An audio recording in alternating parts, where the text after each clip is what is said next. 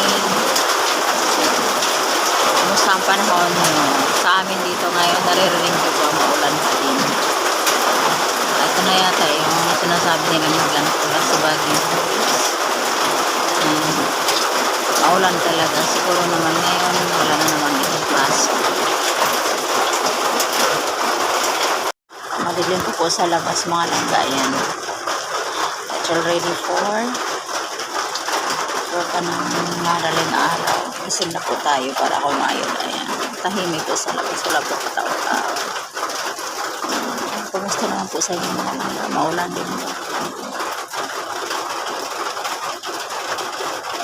Yan po ang update sa aming lugar ngayon dito. It's 4 o'clock in the morning. Wala ang katao-tao talaga dahil nga sa panahon natin ngayon. Alam namang mga langga, and thank you for watching. Salamat sa support. God bless everyone. Ingat po ang lahat.